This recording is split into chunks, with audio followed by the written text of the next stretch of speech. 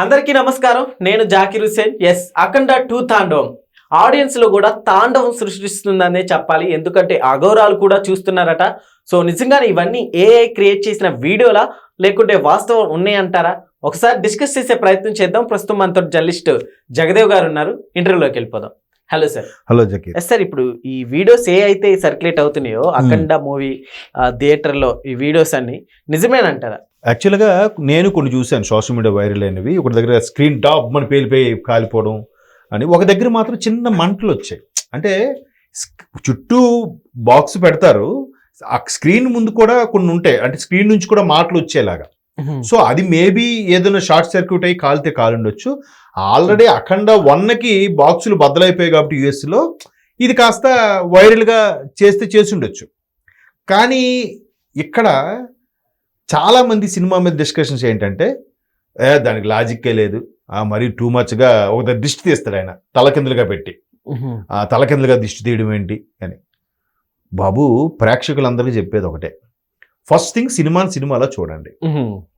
లాజిక్లు వెతుకుతున్నారు కాబట్టి లాజిక్లు వెతికే మహానుభావులకి నేను ఒక చిన్న ఎక్స్ప్లెనేషన్ ఇవ్వబోతున్నాను. ఏంటంటే జనరల్గా బాలయ్య సినిమా అంటేనే ఈ మాత్రం హైప్ ఉంటుంది. సినిమా అంటేనే మోర్ దాన్ హ్యూమన్ బీయింగ్ కదా, మనకన్నా ఎంత పెద్ద స్క్రీన్, ఎంత పెద్ద తలకాయ అన్నీ కనిపిస్తుంది కదా. ఇప్పుడంటే బొడ్డ స్క్రీన్లు, చిన్న ఓటీటీ ఇవన్నీ వచ్చేస్తున్నాయి, కానీ ఇంట్లో చూసుకుంటున్నాం. కానీ అంత దీనికి బాలయ్య రేంజ్కి ఏ రేంజ్లు ఉండాలి? జనరల్గా హీరో అనేవాడు విలన్ని కొడితే మహా అయితే ఎక్కడ కొడితే ఒక 100 మీటర్లోనో ఎంతో పడతాడు. అదే బాలయ్య బాబు కొడితే కిలోమీటర్ అవతల పడతాడు. అది సినిమా అంటే హైప్, అంటే ఎగ్జాగరేట్ చేసి చూపించడం.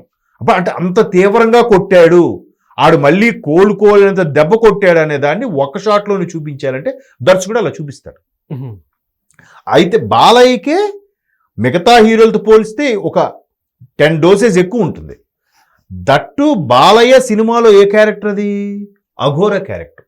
అఘోర అంటే వాళ్ళకి 3 కాలాల మీద గ్రిప్ ఉంటుంది, భూత భవిష్యత్ వర్తకమైన కాలాలు అన్నీ తెలిసిపోతూ ఉంటాయి. పైపెచ్చు దైవశక్తి కొంత ఉంటుంది, వాళ్ళని ఎవరు ఏమీ చేయలేరు, వాళ్ళకి కొన్ని అతీంద్రియ శక్తులు ఉంటాయి.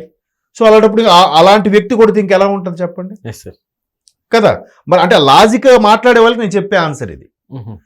సరే, బోయపాటి గారు అన్నా కూడా ఇంకోస్త ఒక 2 మోతాదులు ఎక్కువ ఉంటాయి బోయపాటి గారి సినిమాల్లో. దానికి బాలయ్య గారు యాడ్ అవుతే ఏమవుతుంది? ఇంకాస్త హైడ్రోజన్ బాంబు విస్ఫోటం లాగా ఉంటుంది సినిమా. అదే జరుగుతుంది. అయితే చాలామంది సినిమాని ఎమోషనల్ కనెక్ట్ అయిన వాళ్ళు ఏడుస్తూ ఉంటారు. ఇప్పుడు సినిమాలో ఎవరైనా పాత్ర చనిపోయింది అనుకోండి, ఒక్కసారి మనకు తెలియకుండా కళ్ళలో నీరు వస్తాయి. అంటే అక్కడ దాని అర్థం ఏంటి? అది నిజంగా చనిపోయాడా అంటే అంత బాగా సీన్ పండించాడు. అలాగే ఏదైతే మీరు అమ్మోరు సినిమా అప్పట్లో, అంటే నేను బాగా చిన్నగా ఉన్నప్పుడు బాగా గుర్తు, ఆ అమ్మోరు సినిమా కోసం థియేటర్ ముందు అమ్మోరు గుడిలా పెట్టేసి హుండీ పెట్టి డబ్బులు వేసుకొని అన్ని చేసి దండం పెట్టుకుని కుంకుమ పెట్టుకుని వెళ్ళేవారు. అందులో అమ్మోరు పాత్ర వచ్చేసరికి చాలా మంది ఊగిపోయేవారు. సో ఇక్కడ కూడా అఘోర పాత్ర వచ్చేసరికి చాలా మంది పూనకాలతో ఊగిపోతారు. దాన్ని సైకలాజికల్ గా కొంతమంది సైకాట్రిస్టులు ఏం చెప్తారంటే, కొన్ని రకాల డప్పులో సౌండ్ వినిపించినప్పుడు వాళ్ళలో ఉండి కొంత బలహీనత ఆ విధంగా డ్యాన్సులు చేయిస్తుంది, వాళ్ళు మైమర్పించిపోయేలా డ్యాన్స్ వేస్తారు, అంతేగాని ఇదేం ఆహించడం కాదని ఈ సైకాలజిస్టులు చెప్తారు, సైకాట్రిస్టులు. బట్ నిజమైన దేవుడు అనే వాళ్ళకి అమ్మవారు పూసింది, అమ్మవారు పూనింది అని నమ్ముతాం. ఎవరు నమ్మకాలు వాళ్ళవి కదా. అలాగే చాలా కొంతమంది అఘోరాలు, అంటే పూర్తి స్థాయి అఘోరాలు అవ్వకుండా కొంతమంది అఘోరాల వైపు నడిచే వాళ్ళు ఎక్కడుంటున్నారో తెలుసుకొని కొన్ని విద్యలు నేర్చుకుందాం, మనం కూడా తాంత్రిక విద్యలు నేర్చుకుని వచ్చి ఊర్లో డబ్బులు సంపాదించుకునే వాళ్ళు కొంతమంది ఉంటారు. అలాగే గెటప్లు వేసుకునే వాళ్ళు కూడా కొంతమంది రుచి ఉండొచ్చుగా. అది ఏతో సంబంధం ఉంది. రియల్ అఘోరాలు రాకపోయినా లేదా బాలయ్య బాబు ఫ్యాన్ ఇష్టం కొద్దీ అఘోర గెటప్లో రావచ్చుగా. అవును సార్, ఇప్పుడు ఈ మూవీని PM నరేంద్ర మోదీ గారికి కూడా స్పెషల్ షో అయిపోతున్నట్టు తెలుస్తుంది. యాక్చువల్గా మోదీ గారి సంగతి నాకు తెలియదు కానండి, మన యోగి ఆదిత్యనాథ్ గారి కోసం మాత్రం స్పెషల్ షో వేయబోతున్నారు. దీనికోసం బాలయ్య బాబు గారు ప్రమోషన్స్ లో భాగంగా త్రిశూలం కూడా తీసుకెళ్లారు. బాలయ్య బాబు ఏదైతే సినిమాలో ఉపయోగించారో త్రిశూలం, అదే త్రిశూలం తీసుకెళ్లి సీఎం యోగి ఆదిత్యనాథ్ గారికి ఇచ్చి బహుకరించారు. ఆయన నేను సినిమా చూస్తాను, నా కోసం స్పెషల్ షో వేయించండి అన్నట్టు. మేబీ ఆ షోకి బీజేపీ పెద్దలు అందరూ వస్తారు, మోదీ గారు వచ్చిన ఆశ్చర్యపోనక్కర్లేదేమో. ఇంటి ఇవాళ రేపు సనాతన ధర్మాన్ని ఎక్కడ భ్రష్టు పెట్టించాలో, ఎక్కడ కించపరచాలో ప్రతి ఒక్కరు మాట్లాడుతున్నాడు కదా. సోషల్ మీడియాలో చూస్తే కొంతమంది పరమతస్తులు కించపరిచేలా మాట్లాడుతున్నారు, దారుణంగా మాట్లాడుతున్నారు. సో అటువంటి వాళ్ళందరికీ ఇది చెంపపెట్టు.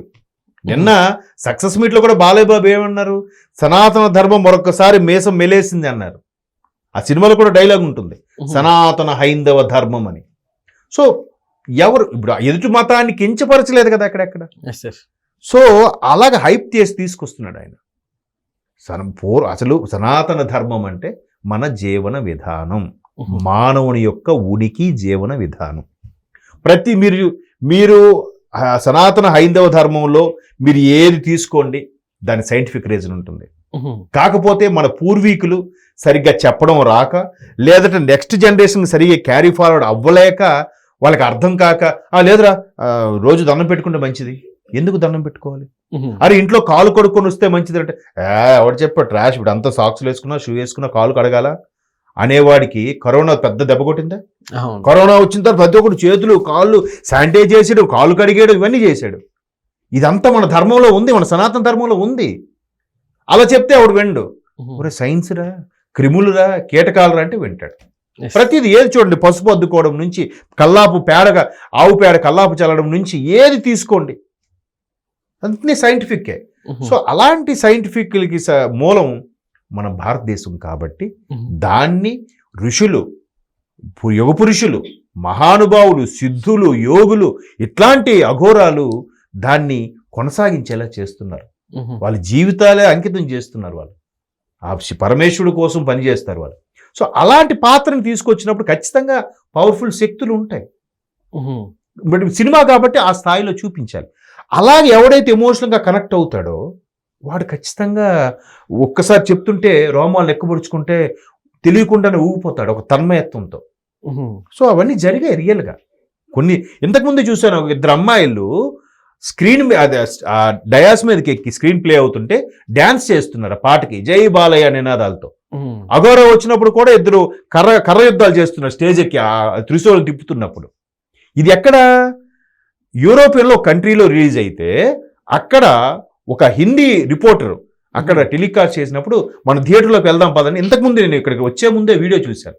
మనం థియేటర్లోకి వెళ్ళి అఖండ సెలబ్రేషన్, అఖండ మూవీ ఎలా ఉందో రివ్యూ తెలుసుకునే ప్రయత్నం చేద్దాం అంది ఆ అమ్మాయి. అక్కడ ఫారిన్ కంట్రీలో ఉన్న హిందీలో మాట్లాడింది. లోపలికి వెళ్ళేసరికి ఇద్దరు అమ్మాయిలు డ్యాన్స్ చేయడం, వాళ్ళు పిలిపించి మాట్లాడుతూ వాళ్ళు వాట్ ఏ ఎక్స్పీరియన్స్, చాలా థ్రిల్గా ఫీల్ అయ్యామని చెప్తున్నారు వాళ్ళు. మరి ఇవన్నీ అబద్ధాలు కాదు కదా. దానికి ఆర్టిఫిషియల్గా పెట్టే మనుషుల్ని తెలిసిపోతుంది. మన రీసెంట్గా మహా అవతార్ నరసింహ వచ్చింది, అదంతా ఏ టెక్నాలజీతో యానిమేషన్తో చేసిన బొమ్మలు అవి, దానికి తెలుస్తుంది. కానీ రియల్ మనుషుల్ని దానికి తేడా మనం అబ్జర్వ్ చేసేవచ్చు. వాళ్ళు రియల్గా చెప్పారు వాళ్ళు. అది పోనీ భారతదేశంలో తాండవం అని అనుకోవచ్చు, ఎక్కడ తాండవం అది. సో కొన్ని సినిమాలకి అవి అలా కుదిరిపోతే అది లాజిక్లు వెతకద్దు, సినిమాని సినిమాలాగే చూడాలి, అంతే కదా.